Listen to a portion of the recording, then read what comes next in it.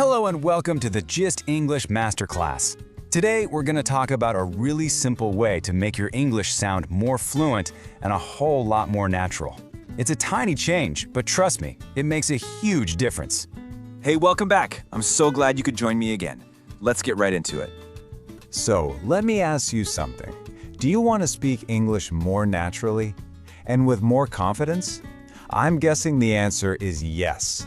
Well, today we're going to learn a super simple technique that will help you do just that. The secret?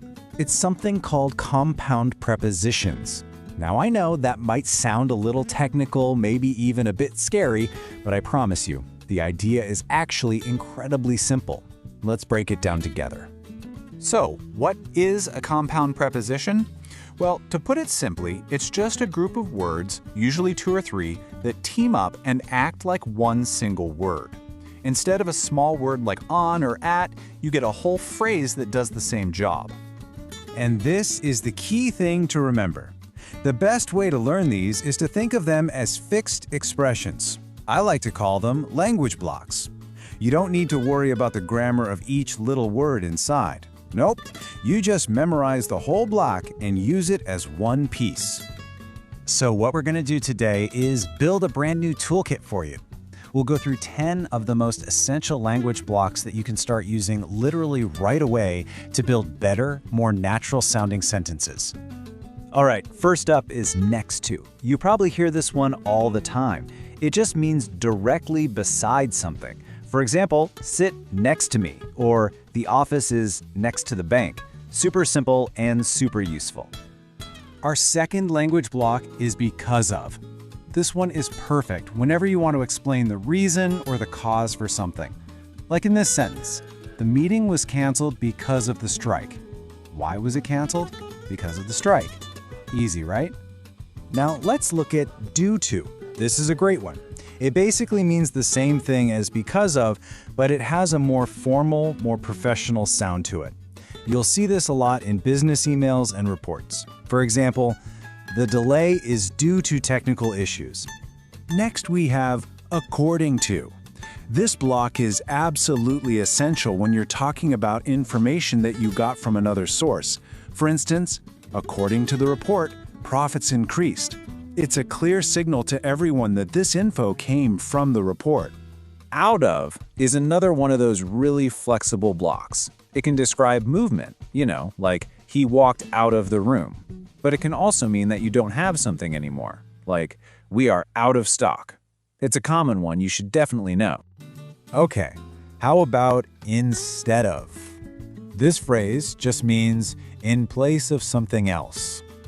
It's perfect when you're talking about an alternative or a replacement. For example, use email instead of calling. It shows a very clear choice between two things. Now, this is an interesting pair. In spite of and despite. Guess what? They mean the exact same thing. You use them to show that something happened even though there was a problem or an obstacle. Despite is just a little shorter and more formal, while in spite of can feel a little more expressive, like in spite of the challenges, we succeeded. Oh, this is a fantastic one for professional situations. On behalf of. You use this phrase when you are speaking or acting as a representative for another person or for a whole group. It's super common in business. For example, I am speaking on behalf of the team. And what if you're the person responsible for something? Well, then you are in charge of it. This phrase is just perfect for talking about who has responsibility or leadership. For example, she is in charge of the project. That tells us she's the leader. And our last block for today is regarding. Just think of this as a more formal way to say about. You will see this all the time, especially at the start of work emails. For instance, regarding the meeting, it has been postponed. So, you now have this brand new toolkit. Let's see how you can use these language blocks to instantly upgrade your English and sound more professional right away. Just look at how easy this is. You can immediately sound more advanced just by swapping a basic word for one of our new language blocks. So instead of about, you could try regarding, Or in a formal email, instead of because of, try using due to. See, it's a small change, but it makes a really big impact. Okay, are you ready to try them out? Let's do a quick practice round together. There's absolutely no pressure here. This is just a chance for you to test out your new skills. Let's do it. Okay, let's fill in the blanks. For the first sentence, the decision was made blank the latest data. Which one fits here? You got it, it's according to. Okay, second one. She is speaking blank the CEO today. She's representing him, so the answer is on behalf of. Excellent. And the last one. He is blank the entire department. He's the one responsible, so he is in charge of the department. Fantastic work. You did a great job with that. So let's wrap this up with the most important idea I want you to take away from today. This really is the secret to becoming more fluent. And here it is.